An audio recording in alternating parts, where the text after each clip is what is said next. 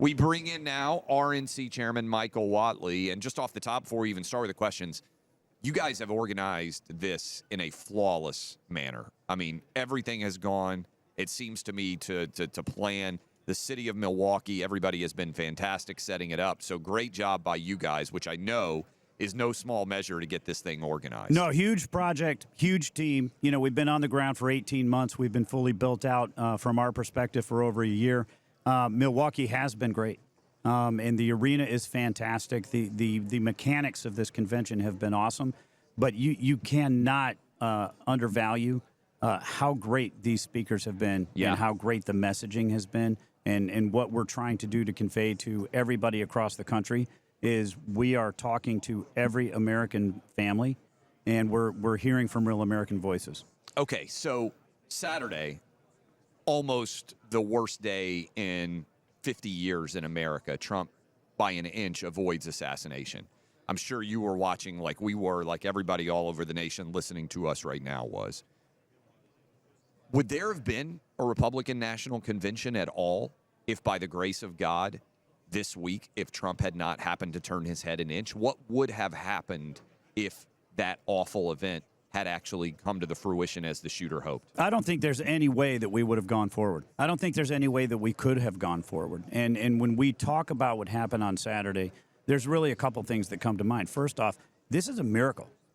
This is an absolute miracle. You know, some people have said, oh, it was luck. It's not luck. This is a miracle that he is still alive. And I think that the second thing is you need to stop and you need to step back and reflect on this campaign and this election cycle in light of what just happened. You know, and it's not just the fact that the president was shot. There were 3 other people that were shot. One of them lost their lives. Yes.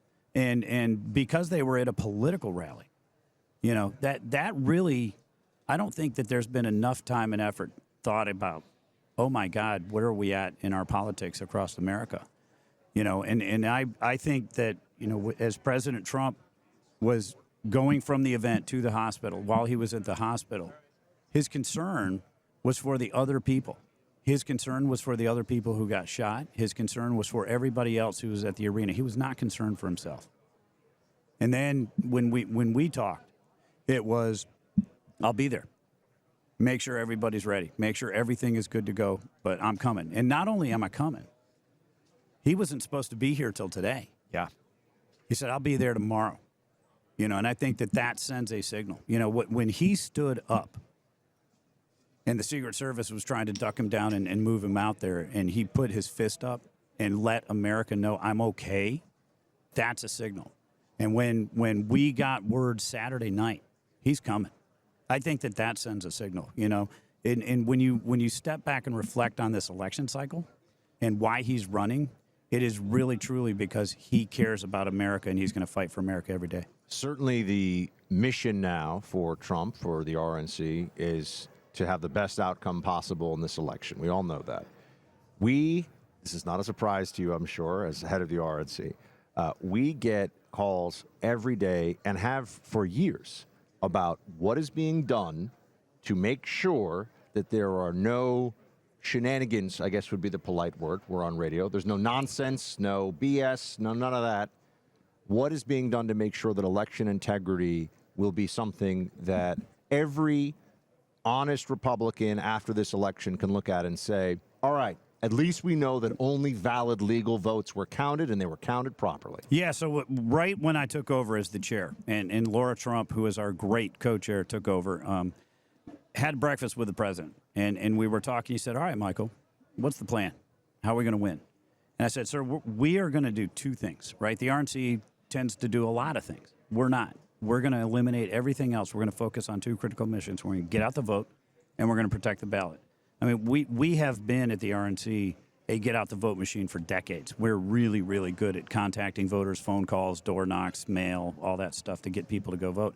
But we've never done election integrity before. We were under a court order for 40 years that we couldn't do it, right? So when that got lifted, then we went into the 2020 cycle. I'll say this, what happened in 2020 cannot ever happen again. So my highest priority right now is building out the first ever national election integrity program. So what does that mean? It means 2 things. One, in every state, we want the right rules of the road in place. We want the right laws, rules, regulations. We want only American citizens voting.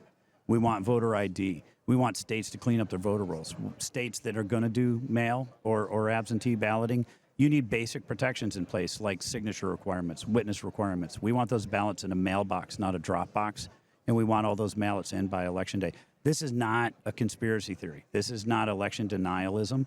This is about basic protection. 70, 80% of the American people support them. So we're going to get those in place. The second thing we're going to do is we're going to be in the room. You have to be in the room when people are voting. You have to be in the room when people are counting the votes. Who, by the way, who's in the room? Like, I'm curious about all these details. So we are recruiting right now 100,000 volunteers all across the country. If people listening to us want to do that, what would you tell? ProtectTheVote.com. ProtectTheVote.com. Yeah, I'm happy to sound like a used car salesman. Yeah. Right, ProtectTheVote.com. Go to the site, sign up. You have to put in your name. You have to put in your state, right? We will direct you to the right state programs for it. We are recruiting 100,000 people across the country. We're going to train them, and we're going to deploy them to be observers on Election Day and throughout early voting. And then we are also recruiting attorneys. I want 500 attorneys in every battleground state that are going to be there whenever an issue is raised and brought up. This is the program that I put in place as the state party chair in North Carolina in 2020. I started it in 2019 before anybody was even talking about election integrity, and it worked. And so that's the program we're building out all across this country. I can tell you this, every single conversation that I have with President Trump, we talk about election integrity. He wants to know how this program is coming, and he wants to know that we are putting everything in place to make sure what happened in 20 doesn't happen again. One big part, as well as election integrity, is getting people to vote early, which is different than 2020. And it's fine. I know a lot of you, I probably will be a day of voter. I like to go in on Election Day. I know people do.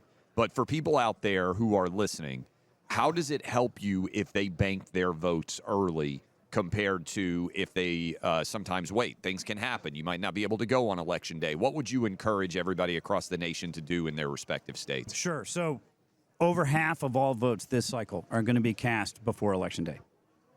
Over half. We have to talk to those voters before they go vote. So we are essentially setting up a nationwide early vote program to go out there and have those conversations. As President Trump has said, it is great if you want to vote early. It's great if you want to vote by mail. It's great if you want to vote on Election Day.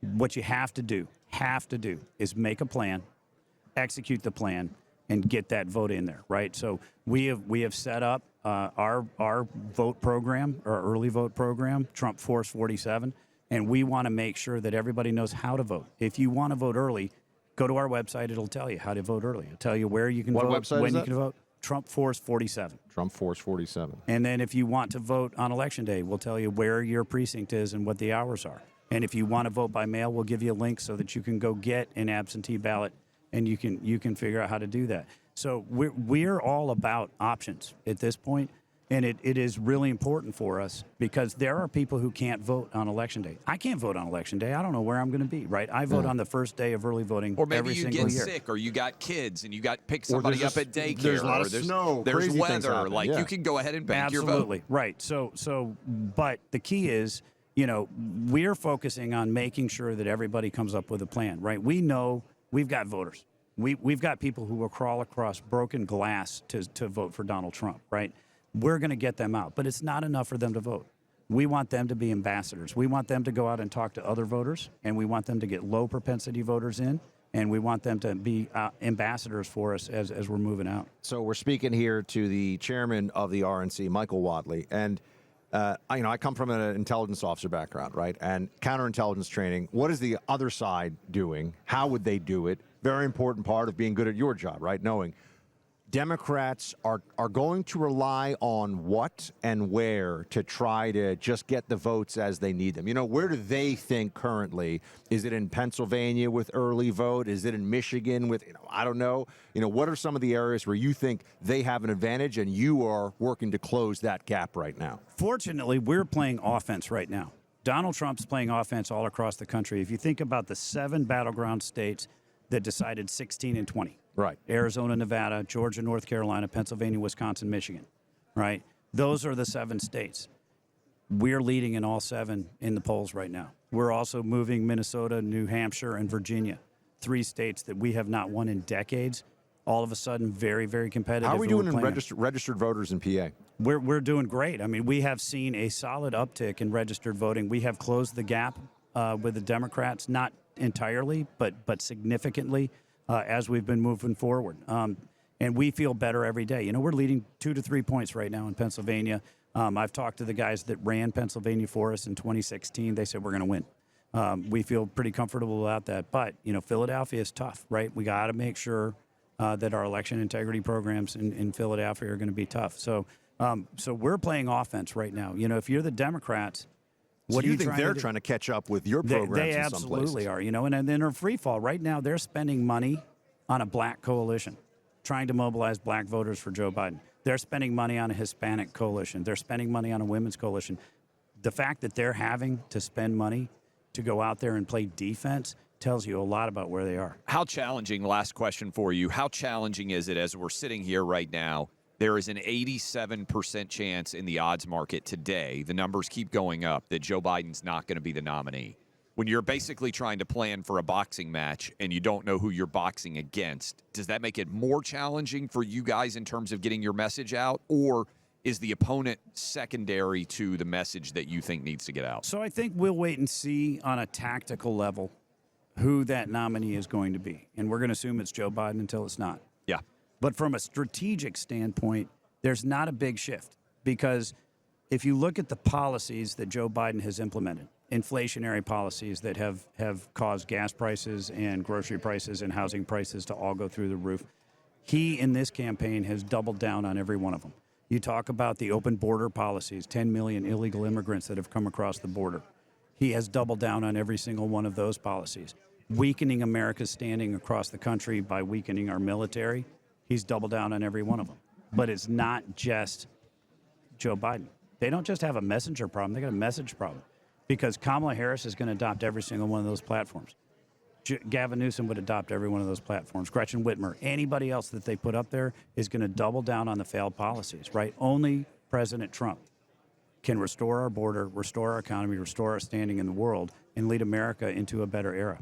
RNC Chairman Whatley, really appreciate you making the time for us today. And also, I know it is a miracle and a blessing this whole week, but also congratulations to you for pulling together what has been a really fantastic coming together of the Republican Party. And I know that some of the best is yet to come tonight, so we're looking forward to that so much. Well, we're glad you're here.